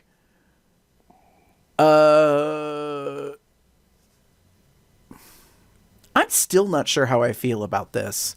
I thought Gottmik did all right, but I was more bothered by the fact that it felt like this performance was about delivering a message. Because the outfit had all this wording on it. And I think if that had been in all of her outfits, that would have been more thematic, but that wasn't the case. And the red mohawk thing, I don't know. I just... Yeah. And so Simone has the white jumpsuit, with the hair. I'm sorry, girl, but I knew something was up with that hair from the moment I first laid eyes on it. I was like, first of all, it looks fake as fuck. It looks like it's rubber. I don't understand what's going on with it. It's obviously a cultural reference, but even I looking at it was like, girl, is this not glued down on the side? There was just something was off about it. The hair was clearly a box. And that's the hair. Don't get me wrong. That's the title. That's the type of the hairstyle. That's what it was called. Okay. Like a box cut, the box cut. But it was also a box. You could tell. This was not staying on your head. Right. And it didn't. No, it didn't. And then,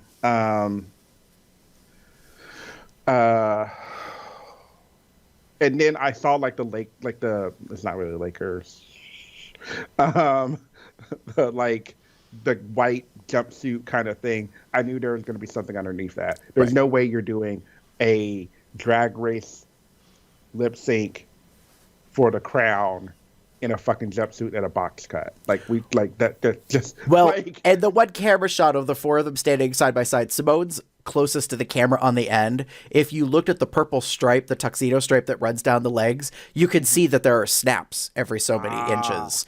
So like I didn't catch it the first time I watched it, but the second time I was like, and there's the giveaway of the reveal, like it's a tearaway kind of thing or whatever. Yeah. So got Mick loses. And sachets away and kind of ironically, comically does a little like pirouette spin before exiting like Rosé, which I thought was funny. Again, so I mentioned this before. Well, not before. I mentioned it to Jim. When we were watching the finale that morning, I had like predicted what would be happening. I tried to predict, and a couple of my predictions came true. One of them being that it would land on Candy. Like the first run through would land on Candy. I knew that would be the thing. So, and then I said, well, who is she going to be paired with? And I immediately said she wasn't going to be paired with Simone. Like I just don't think they would have done that. So I left me with Rosé and Gottmik. And I was like, if they do Gottmik, Candy's gonna lose. Like I just in my head, like, because they're trying this.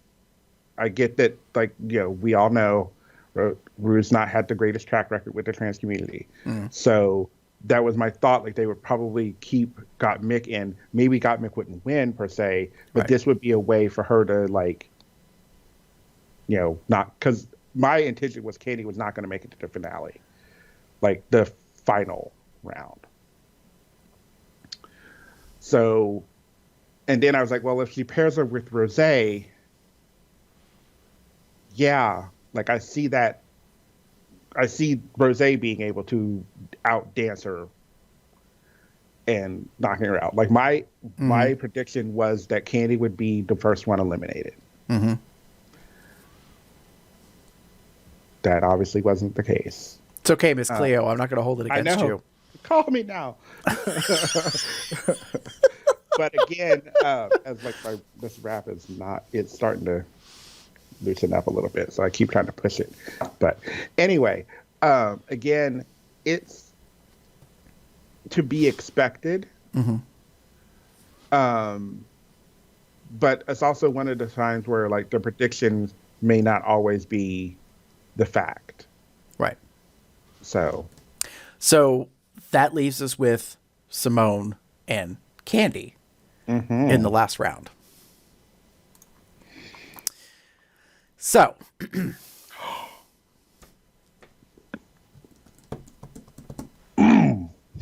yes.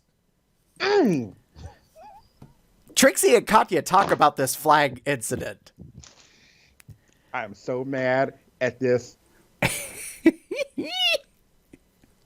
So mad. First of all, this outfit, this face, this hair does not say finale to me.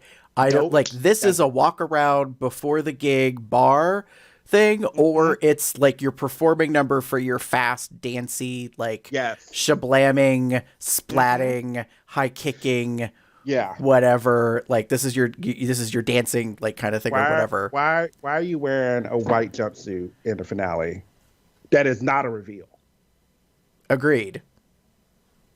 Now, if you want a white jumpsuit and then something like popped out, like, or whatever, or you pulled it off and you got this like whatever underneath, okay, got it. Right.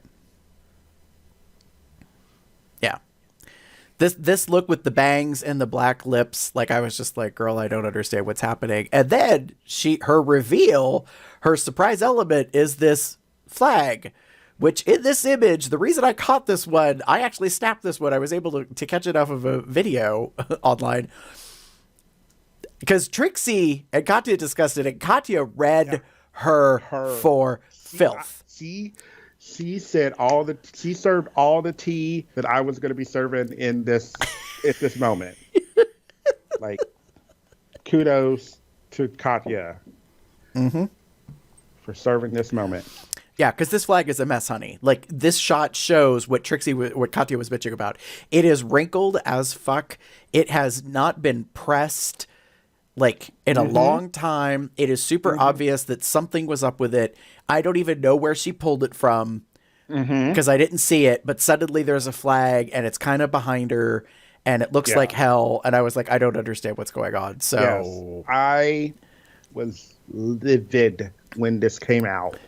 If she pulled it out of somewhere still, like, you should have pressed that fucker, like, to the nines before you pulled whatever you did with it.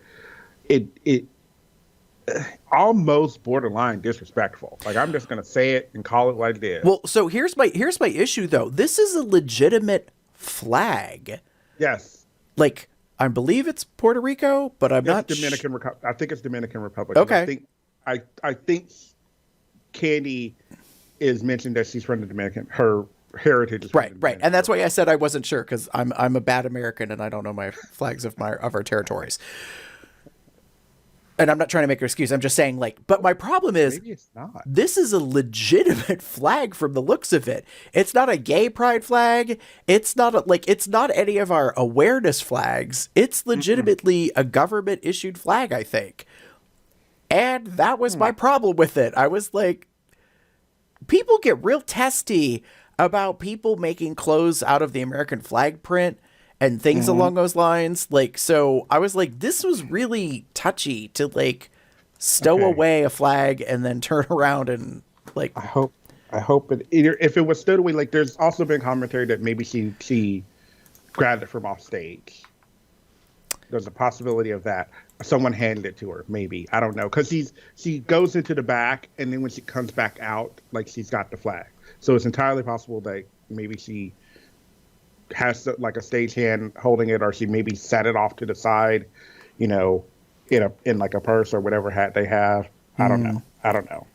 But something is bothering me, and I'm not quite sure. I hope this is it. Her ethnicity is Afro-Dominican American. Okay. So I think it's a Dominican flag. I'd have to see it fully unfurl because this is the Dominican flag. Let me try to get it all the way in. There we go. That kind of seems like it. It looks accurate. It just bothered me because I thought the blue was on one side and the red was fully on the other. But it's, I think as I'm looking at it here, not quite right. So it's probably accurate. Anyway. So again, I just was not a fan of this. Agreed. This moment. Okay.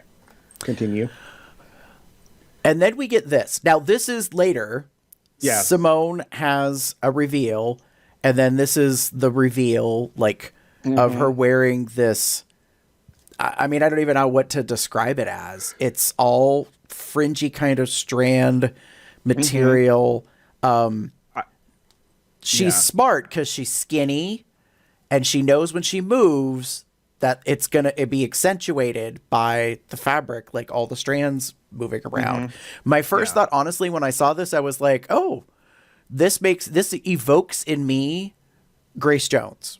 Like this, you know, ebony model, like definitely kind of runway-ish, but, you know, dancey kind of, you know, aesthetic. So for sure it was really, really good. And it cracks me up because unbeknownst to us, this bitch had a trick up her sleeve. Yes. So Candy had a flag, and Simone said, I'll see your flag, and I will hide shit in my stovepipe wiggetry that you don't even realize is a thing, but you should, because this hair is kind of unconventional.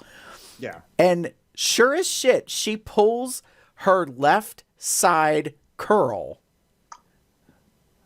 and out pops the top, and comes this, like, six-stranded, like, 4 or 6, yeah. Yeah, like these arms or whatever with these yellow fridge like dangle thing. Like, it was so wild, and I was like, what did the hell just happen? Yes. So I was talking to Jim, and I said, I'm wondering if there's a malfunction, and it was supposed to rotate. Oh. Could be. Like, it didn't rotate. I mean, it popped out. Don't get me wrong. It showed, and that was enough. But if it had started fucking rotating, I would have died. That's true. That's true. Yeah, if it had helicopter bladed around, that would have been wild. Yeah. But obviously the pulling here, the hard tug was meant to spring trap, like open the rest of it. What if on the right one that was the one that would have made it like a propeller, like she just anyway. No, and she just didn't think about it because she was so in the moment. Whatever. Anyway, don't mind me. So yes, those are the final two in the finale thing. So moving on, I want to make sure that we give recognition to this bitch. So Jada has this like big ass black hat, like this gorgeous like evening gown look thing while she's doing the drive-in, and then she's like, I gotta go. Hopefully I could fit this car. So she squeezes herself into the car, fits her hat in, closes the door, and I was like, bitch, your train. Like, your long ass black your train is sticking outside the car. Obviously she's not gonna drive it anywhere. But it was quite funny. Like, as a comical moment, I was like, oh, bless her heart. And then she shows up looking like this. Now, this very like amazing silhouette structured piece with the quilting and the two huge like hair wave appliques. I was like, she is something else. And I was so living for this. It was such a bold moment. And all the nerds are going to hate me for this. The moment she showed up, I was like, oh, this is the best black female Q cosplay I have ever seen in my life. Jim said that this morning. And I was just like, or yesterday. I think it was yesterday. I was just like, no. But it's so fucking true. So I was gonna mention it if you didn't. So I'm sorry to those of you that don't know what we're laughing about. If you have never seen Star Trek Next Generation and you've never seen John Delancey as the character Q, in one of the episodes, at least in one of the episodes, he is like this grand judge inquisitor of the universe or whatever, and puts Picard on trial, and he's wearing this red and black outfit that has this cowl kind of like face cutout thing. And so that's what I thought of. But honey, this is much more fabulous than John Delancey ever wore. So it's just, it's amazing. And you had sent me from Twitter, there's this amazing sketch of this outfit compared to the reality. Now, I will say that my one nitpick is in the sketch, you can clearly see that there are these little cherub angels. There's one on her wrist, one on her waist, and one on her head. And if you look real close, you could see them. But I realized for the actual visual aesthetic, they probably should have been twice as big. Like, they're so tiny. Yeah, but they're cute. I liked it. I'm looking at the picture because that's what I was going to try to grab. And it's very, I love the picture. And there's actually 4. Okay, I thought there was a 4th one. I couldn't remember where it is. Yeah. Head, hip, wrist, and then right near the bottom of the train of the dress. Okay. And in, maybe I'm wrong. No, on Jada's look, there's one here, there's one here, and I think there's one on the wrist. No, it's on the hip. Okay. Yeah, but still gorgeous. Wait, let me pull the picture. Yeah. Woohoo. Yeah. Anyway. So it's beautiful. So that being said, so Jada shows up and she's going to crown the winner, which gets us to dun da da da. Have you seen this picture? Yes, I have. I love this picture. It's photoshopped, everyone. Just so you're aware. Oh, really? Well, she wasn't wearing that in the finale. Well, right. Plus, it's not the big. It's also not the big like Medusa wig, That's true. thing that she That's had true. for this outfit. But I've seen the picture, and it's very. I mean, it's a good shop, but it is photoshopped, I believe. Now I could be wrong, but I feel like it is. I don't know, because like it's gotten credit. It's the drag book, and they do amazing photography. And so what we're describing, for those of you that are listening, Jada is standing in her regal purple and red outfit we were just discussing, behind Simone, who is sitting on a red velvet like ottoman. Only Simone is wearing her final eleganza from the three balls like looks, and she's seated. So she's wearing the white and gold outfit, and then Jada is behind her with the crown, like hovering above her head. So it's just a gorgeous photo, and even if it was like Photoshop to put together, I think it's amazing. So yes, Simone is the winner in that case. And I have a little surprise for everybody. So if you had not seen and heard this, Here we go. Hey y'all, so I just want to report. oh man, it's doing it again. Didn't know. Damn. And I would just Okay. like to say to So everybody, this is on Instagram, and I don't know why we're not getting the sound, because I could hear it fans before. of the show This and the is fans of Simone me, behind me, moments from the after beginning, winning. people, it took a little bit of time And to she get is everything out there. like, obviously this was for Drag Race. Like they handed her a phone and was like, do a quick like 60-second kind of like bit to the camera about how you feel about winning, because this is the look that she was wearing when the announcement was actually made live, and it's really good. I'll have to like play it, I guess, elsewhere and like share it, but it's it is so Simone. That little moment right there where she kind of like had that that head and the finger point was about the fact that she said about the crowd, and she's like, and she said, well, you'll see it later, because like she's not wearing it in this like look or whatever, but she's thanking her fans. It's like an amazing segment. Damn it, that makes me mad that I didn't play, but Oh well, but yeah, it happens. so yes, let's go on to our last segment, shall we? Yes.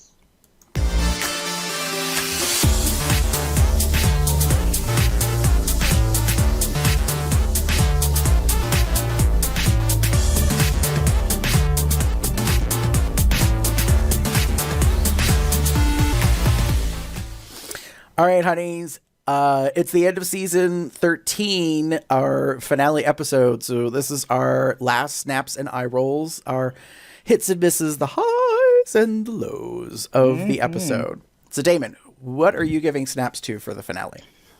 So I am going to give the biggest of snaps to the tribute to Miss Chi-Chi DeVane that they provided in this episode. So as those that, if you follow Drag Race, you know that Chi-Chi was on season 8 and All Stars 3. I could be wrong about season 8. Anyway, she was a wonderful, queen, and she passed away last year, not from COVID, but from other complications from a medical condition she has.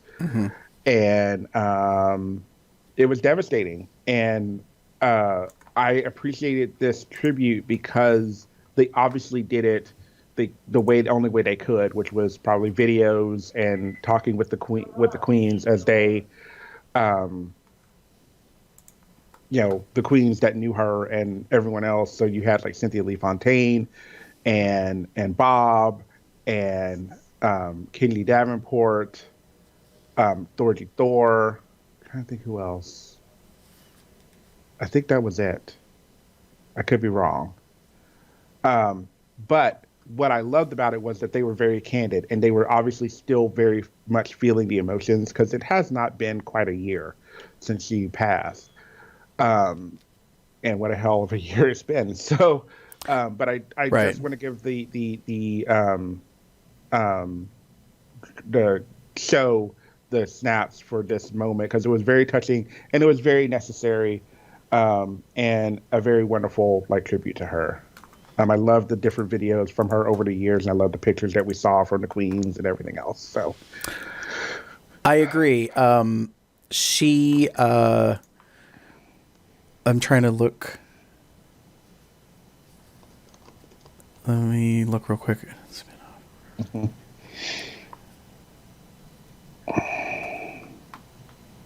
I was just checking the online to see what the recording time frame was. From the looks of it, VH1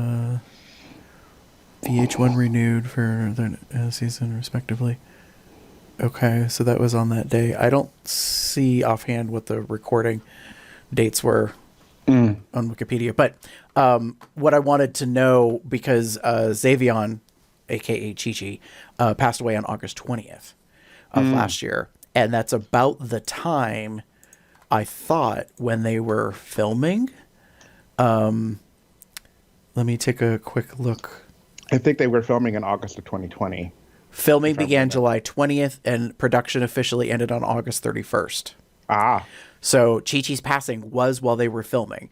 Now, the reason why I bring this up importantly is because I am curious to know how much everybody was on lockdown. Like, we know the cast is on social media lockdown, but I'm curious to know whether or not the judges and the guest judges and the production crew were on lockdown, that they weren't really online to know what happened, because that means that Chi Chi's passing was towards the end of the filming of They may not have seen it until after they were done. Right. Fair. Yeah. Yeah. So I thought that was really interesting. But I agree with you. Like, the tribute to Chi Chi was very touching. I cried. I mean, yeah. Chi Chi is one of the queens I did not get to see out of the, all 166 of them so far over all these seasons, and was one I wanted to see. Everyone is consistently said that she was fun. She was very energetic. She was loving. Kim Chi gave this really great talk about. Kim Chi was there, yeah. Kim Chi says this really great thing about how she was sleeping backstage, like she was taking a nap, and then her music started, and she suddenly just woke up, walked onto the stage, and does like 10 somersaults and all these flips and everything, like out of nowhere, like it's nothing. Yeah. And I was like, well, bitch, when you on tour, like, and you keep doing the same. No, I mean, this isn't spilling tea. You keep doing the same number over and over again in all these cities, like. You kind of know what you're going to do. Like, and if you've kind of already done the rehearsal or whatever, you're like, I'm going to take my little, like, shut my eyes for a quick second. So I need to just rest myself for a moment. Let me just. Yeah. Agreed. So yeah, the tribute to Chi Chi was really good. Yeah. And, notably necessary, because y'all, we're not liking this to happen, but it will continue into the future. Yeah. Not all the queens will live forever, so yeah, no one lives forever. Yeah, like, and I'm not trying to be morbid, y'all, but like that's kind of a thing you have to think about, right? And I appreciate this moment because everyone seemed to be not happy, but like they loved her. Yes. Yeah. Agreed. So. I want to give my snaps to the sponsor of Congeniality. And I think this is the second or third year I've ended up doing this. So Olay Body Yaddy Yaddy, they gave Lala Ree $10,000 for being Miss Congeniality. So she got the coin. And Lala... she has such a great like energy personality point about her, because she was like, oh, thank goodness, like that prayer actually worked. Like, yes. I was like, you go, girl. And then Heidi in Closet reveals, no pun intended, that all the rest of the queens get $2,000 each. And Lala Rhea is like, oh, coins for everybody. Like, yes. Which I thought was great. That. Now, the only question I have, which I don't think was made clear, was, is that $2,000 for all the queens of the season, or only the 9 that did not make the top 4? I'm going to assume it's for every queen. Now we don't obviously get to see the top four get their moment, or at least the top three. The other three and the winner. Right. You know, the winner probably doesn't get. Well, maybe she will. Who knows? I don't know. Like they maybe be giving it to everybody. Yeah. You know, with $2,000 because they said it was because of providing entertainment for during the pandemic kind of thing. Because I think they did that. Yeah, they did that last year. I don't know if it was Olay, but whoever was the sponsor. Well, it was Nina West. Was it Pantene? Is it too late? Or are you All Stars? Hold on. I'm trying to remember as to who it was, because I remember distinctly, and I thought, girl, I'm doing it again. I'm giving the shout out to the sponsor because they are, giving coin to the other queens for what it is that they're. You're on the other. It's in the other notepad. I bet.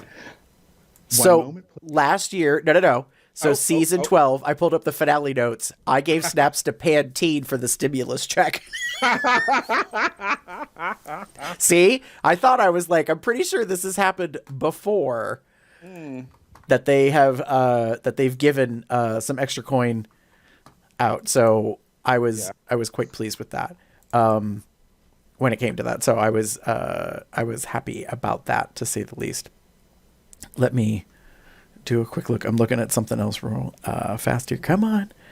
Oh, Google, why are you being so damn slow? I'll say this much. This lipstick, y'all. Love it, but it is tacky. Oh, okay. So, yeah, I don't recall them doing that in 11. If they did, I didn't give a shout out to the sponsor. So there you go.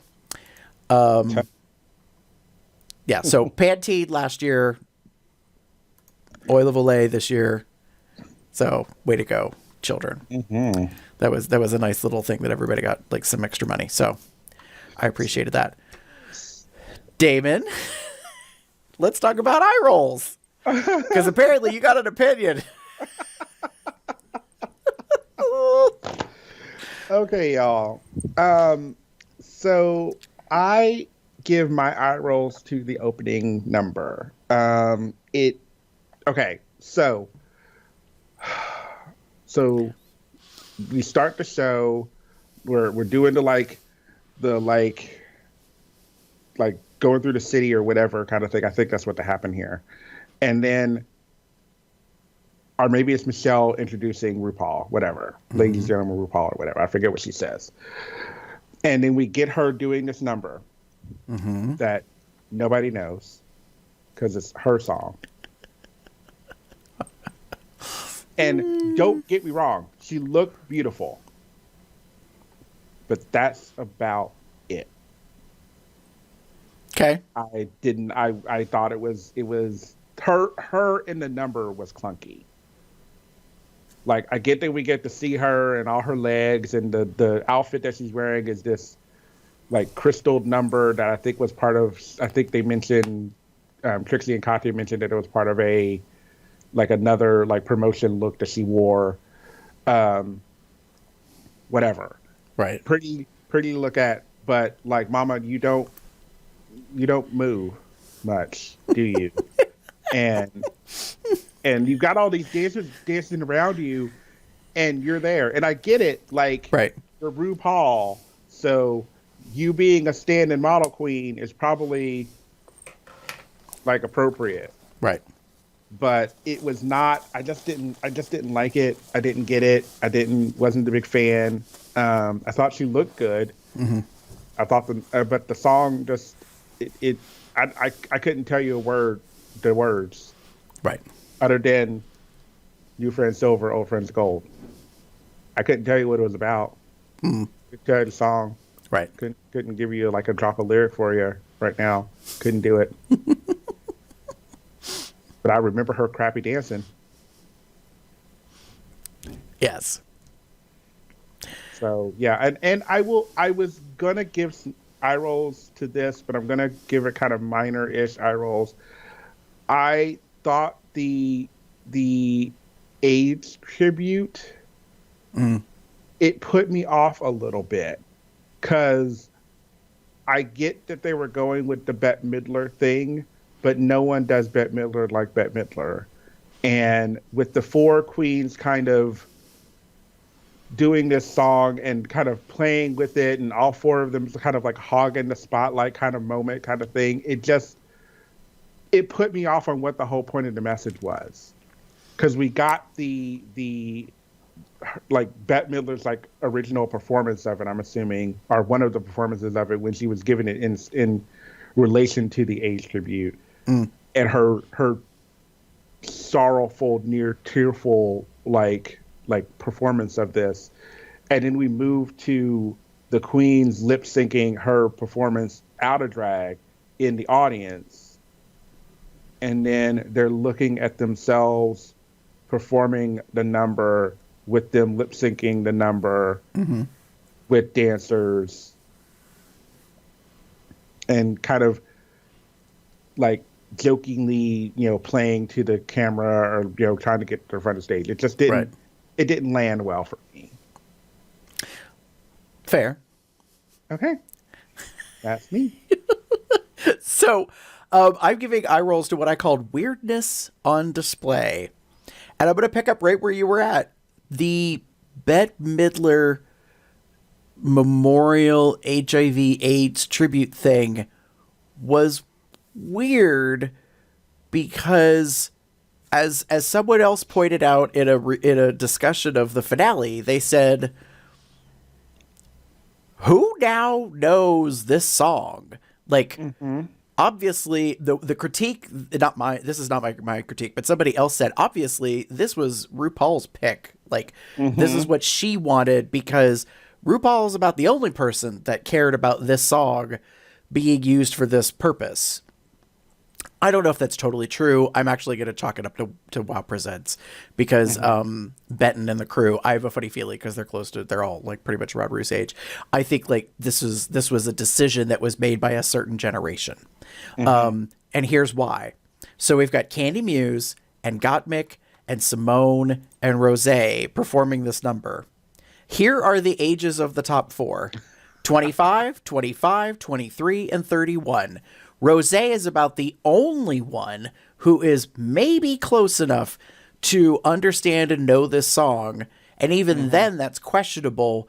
And I'm only giving it to her because she's from New York, and Bette lives in New York, is very well known in New York, and obviously is considered, an icon of the gay community. And probably some queens probably have done her numbers, et cetera, et cetera. Yeah. Right. So, and this is not one of her most well-known songs. No.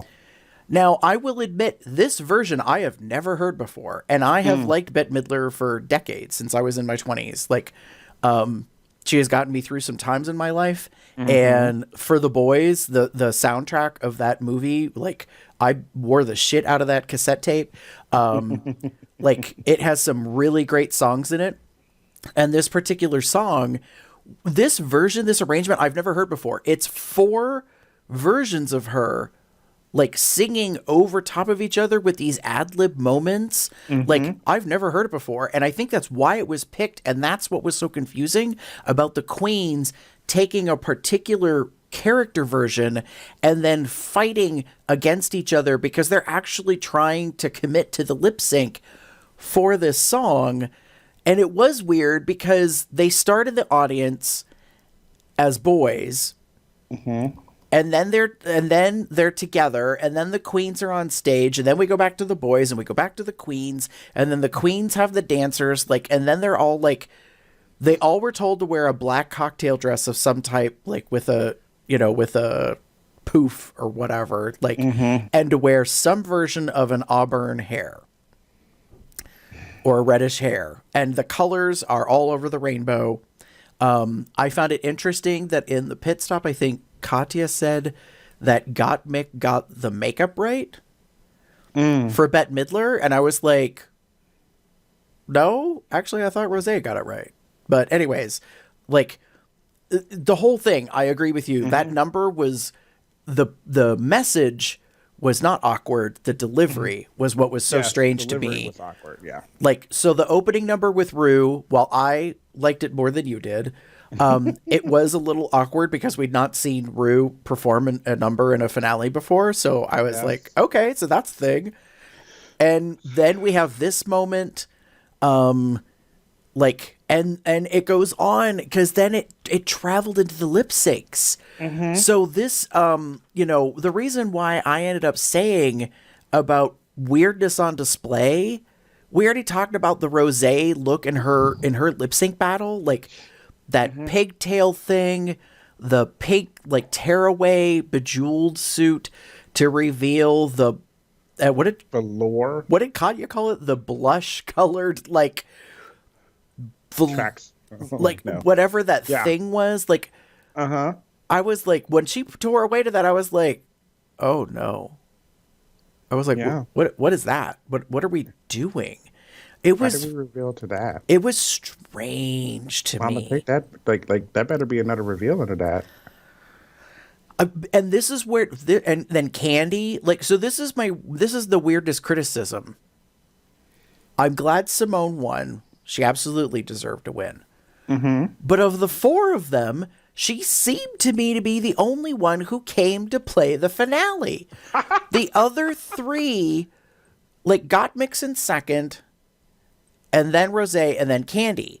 Like, it's so, like, in last place, it's so weird to me. It's like they weren't preparing for the finale. And I was like, what happened to y'all? Like, like, I realize it's been a few months and there's been a pandemic and you've been home, but you know you made it to the top four.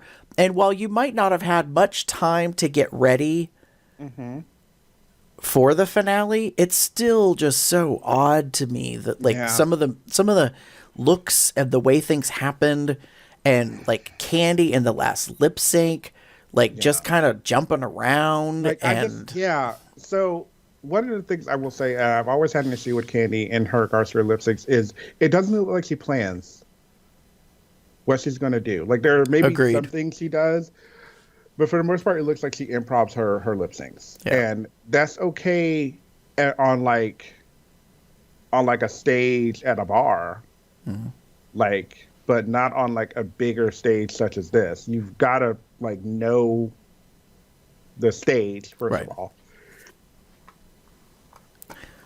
No, I agree. I agree that, like, that was one of the takeaways that I had was that Candy does definitely seem to be doing it in the moment and not really thinking through an execution of things. Now, I will say this. I didn't get the impression from Simone that she was pulling a Sasha Velour level of technique. Like, Sasha is the one queen who I think committed and practiced and rehearsed and, like, you know, really kind of killed themselves to execute a very specific, like, version of a song, like from the reveal to the choreo, like all that kind of stuff. Evie struck me as a person who thought through what she was going to do, but at the same time likes to, like, I don't want to say play it fast and loose, but it's like has a bag of tricks and knows how to, like, bring things together and really kind of deliver on that. So, yeah, I mean, you know, and Jada, obviously last year was very unique. You know, they had to do it in their own home. Yeah. The bitch had a reveal with the clear plastic, like, thing in the background that suddenly pops up at the last moment that has a crown on it, which is basically her way of saying, crown it. And she did. So, I mean, like, there's just been, you know, kind of these things that, like, it seems more obvious when people have thought things out. And this was definitely, this is what I'm talking about. The moments of the finale that didn't seem thought out. Like, yes, from the producer standpoint, they want to do this tribute thing and they have the Bette Midler tie-in and then they do a Bette Midler number. But none of these queens did it justice, in my opinion. It was hella awkward. Like, It just felt weird. yeah. It didn't. It didn't make sense. It didn't flow Yeah. well, and it seemed almost forced. And I understand, like, we were in a pandemic, kind of similar, but not really similar, because, but it didn't work in regards to what I think you thought you were trying to do. Right. And therefore it fell flat. It felt awkward. It felt like out of place. I would have appreciated a much different take where they helped show the parallels of the pandemic and the AIDS epidemic also alongside the Black Lives Matter movement. How we as a community have consistently, time and again, had to face adversity that is thrust upon us, and that we commit to taking action through voting, through community organizing, through fundraising, like through action of things. I think that would have been a much more effective messaging and would have made more sense given how Simone this season was consistently delivering on a message of culture and sometimes like the aspects of like how that impacts us. So that was the thing, you know, that I think could have been done way better. But yeah, I don't know. So that's weirdness on display. Yeah, there's that. So that is the season, the finale, so to speak. So yeah, yes. So as we go to wrap up here and say goodbye to the cast as they leave us one by one, I just want to remind everybody that you can get in touch with us at Cubs Out Loud at our website. You can send us an email at cubsoutloud@gmail.com. You can go on your phone and you can actually give us a ring-a-ding and you can leave a message. You can call 361 COL Talk. That's 361-265-8255. You can leave us a message. We will probably be having some more episodes in the near future. We just don't know where or when, because I forgot to load something. But the All-Star season does not have a date. It is coming soon, according to Paramount Plus. And that's what I was referring to, where Rue got like critiqued because her hair and the Paramount Plus promo, where she's in all orange, is the same hair that she wore in the opening number of the finale. And I was like, who gives a shit? But some people do, because they got a bitch. Everyone's got a reason to like complain. Needs a reason to complain. So on social medias, if you want to get in touch with us, just type in Cubs Out Loud as one word: Facebook, Twitter, YouTube, all that jazz. For social media, if you would like to chat with us, we do have a Telegram chat group over at tinyurl.com/telegram-coldr. Yeah, we're late letting them know that the moratorium is lifted. Although, to be honest, everyone by now obviously knows who won and probably, for the most part, I think, has a decent opinion of the winner. If you would like to know about things that are going on with the regular series of Cubs Out Loud, you can go to our Google Calendar, and to view it, you can go to tinyurl.com/calendar-col. And you'll be able to see the upcoming episodes we're going to record live to air on Sundays. And we may return to that with Cubs Out Loud Drag Race. We had technical equipment kind of issues that led us to recording on non-live, so to speak, streaming to YouTube, but we might return to that. We'll see.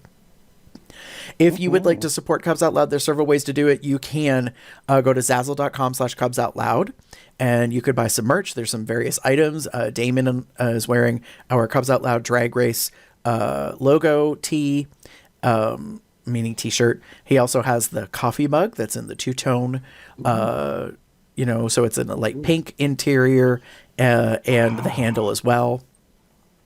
I happen to be wearing our Consent is My Foreplay shirt that has the drag pride colors on it. So you can pick that up as well on there.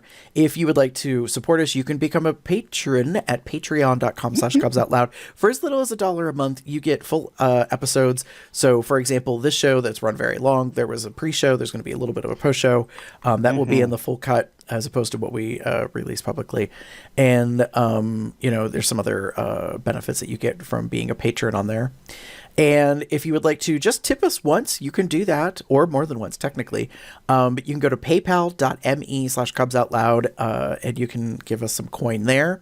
That helps pay for the domain and the hosting of the podcast, and that way we as co-hosts don't have to foot the bill. We appreciate that because there are other ways that we're putting expenditures in for some of our own equipment and things of that nature. This makeup ain't cheap, y'all. I was just gonna say, who knows? Maybe they'll support us and get us some, some of the cosmetics and stuff to come. And obviously, you can rate us on iTunes. We prefer 5 stars with a positive comment, but you can pretty much find us anywhere that podcasts are available. And Cubs Out Loud Drag Race specifically has its own feed. So if you just want to listen to the COLDRs, you can.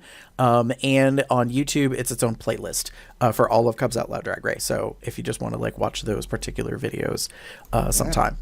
Damon, if they would want to get in touch with you, where would they find you? If you would like to get in touch with me, you can find me as TheaterCup79 on most bear-related sites and even on Facebook. Or you can find me as pup_Umbra on Twitter. The Twitter is definitely not safe for work, but it is a fun mix of drag race and porn and anime and porn and porn and porn. Right.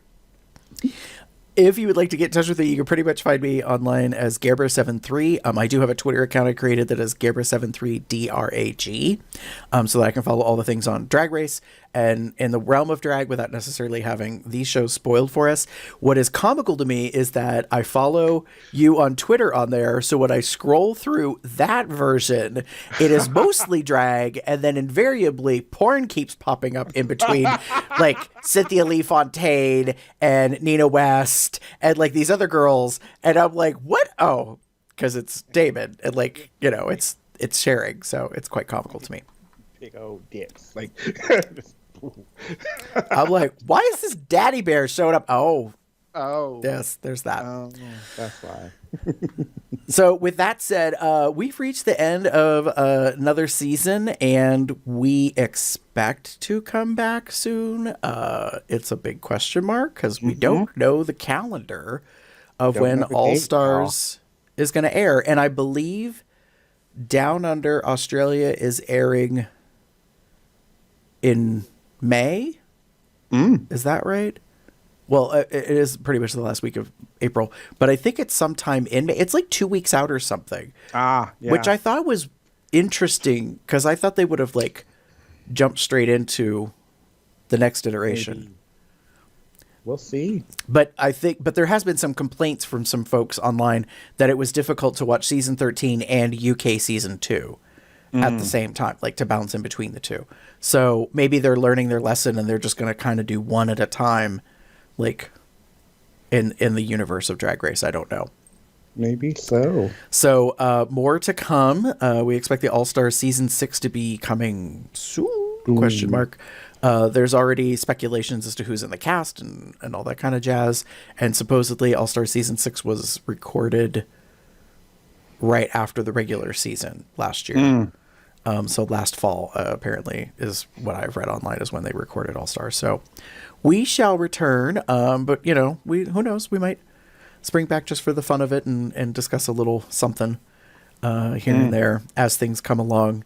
But that is pretty much it for us.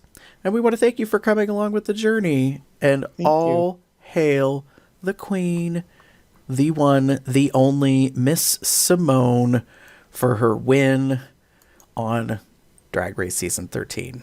Yes. Serving Black excellence. Until next time, y'all.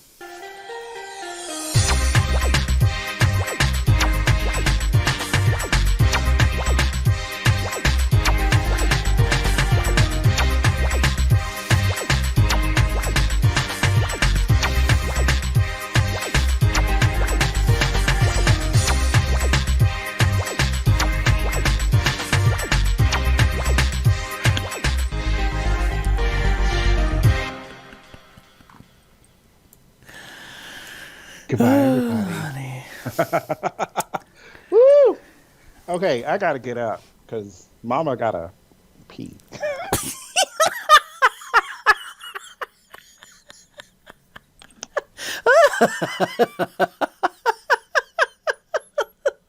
Oh my God. I'm dying.